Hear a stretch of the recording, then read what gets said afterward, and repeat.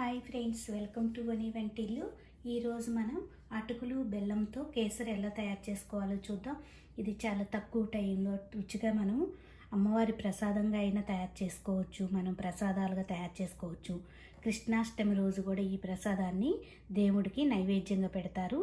మనం ఇంట్లో ఏదైనా స్వీట్ తినాలనిపించినప్పుడు అప్పటికప్పుడు ఈజీగా కూడా దీన్ని రెడీ చేసుకోవచ్చు. 1 కప్పు అటుకులను తీసుకోండి.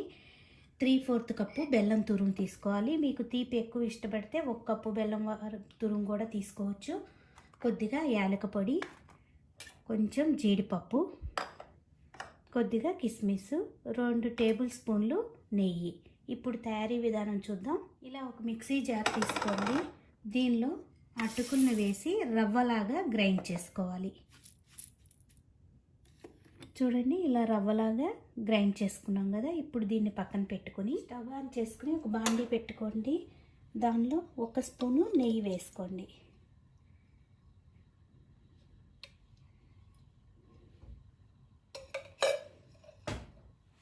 ఇప్పుడు ఈ నేతిలో జీడిపప్పు వేసి వేయించుకోవాలి. జీడిపప్పు కొద్దిగా వేగాక దీనిలో కిస్మిస్ని కూడా వేసి వేయించుకోండి.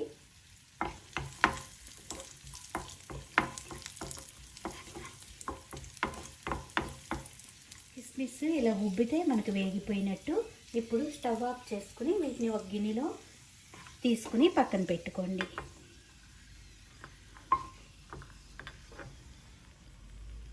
ఇప్పుడు అదే నేతిలో గ్రైండ్ చేసి పెట్టుకున్న రవ్వను వేసి వేయించుకోవాలి. లో ఫ్లేమ్లో పెట్టుకుని మాడకుండా వేయించుకోండి.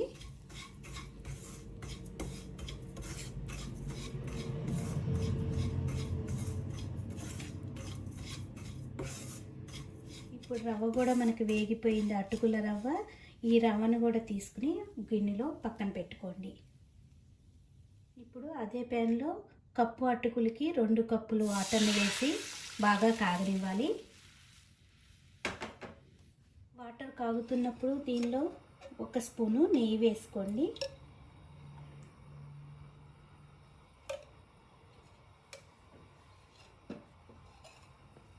నీళ్ళు బాగా కాగాక ఇప్పుడు ఈ రవ్వను వేసి లో ఫ్లేమ్లో పెట్టుకొని ఉండలు కట్టకుండా తిప్పుకోవాలి. మనం వేయించుకున్నాం కాబట్టి రవ్వ అనేది ఉండలు కట్టదు.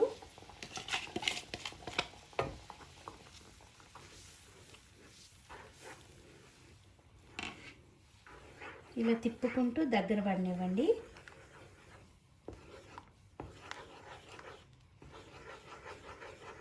పడ్డాక ఇప్పుడు దీనిలో బెల్లం తురుము వేసుకోవాలి.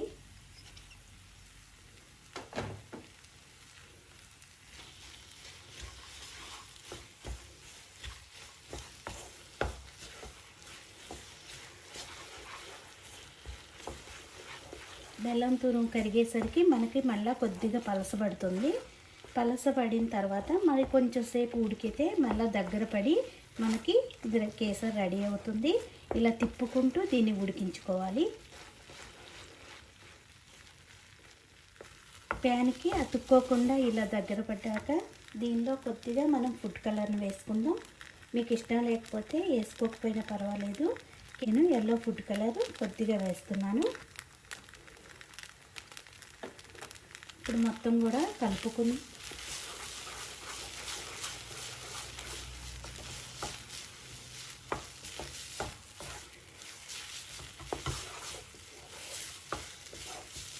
ఇలా మొత్తం కలుపుకున్నాక దీనిలో యాలక పొడి వేసుకుందాం. 1/4 టీ స్పూన్ యాలక పొడి వేసుకోండి. దీనిలో పైన 1 స్పూన్ నెయ్యి వేసుకుని కలుపుకుందాం. ఈ కేసరికి ఎంత నెయ్యి అనేది ఎక్కువగా ఉంటే అంత బాగుంటుంది.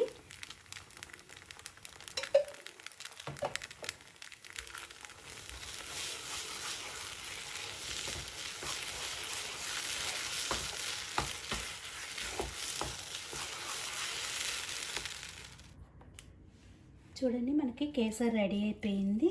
ఇప్పుడు స్టవ్ ఆఫ్ చేసుకుని వేయించుకున్న జీడిపప్పు, కిస్మిస్ కూడా వేసి కలుపుకోవాలి. ఎంతో ఈజీగా మనం దీన్ని రెడీ చేసుకోవచ్చు. మీకు స్వీట్ తినాలనిపించినప్పుడైనా చేసుకోవచ్చు. దేవుడి ప్రసాదాలుగా కూడా దీన్ని తయారు చేసుకోవచ్చు. తినడానికి చాలా టేస్టీగా అనిపిస్తుంది, ఈజీగా కూడా అయిపోతుంది. మీరు కూడా తప్పకుండా ఒకసారి ట్రై చేసి చూడండి. మీకు నచ్చినట్టయితే లైక్ చేయండి, షేర్ చేయండి, కామెంట్ చేయండి. మరిన్ని వీడియోల కోసం వాణి వంటిల్ని సబ్స్క్రైబ్ చేసుకోండి. Thank you for watching.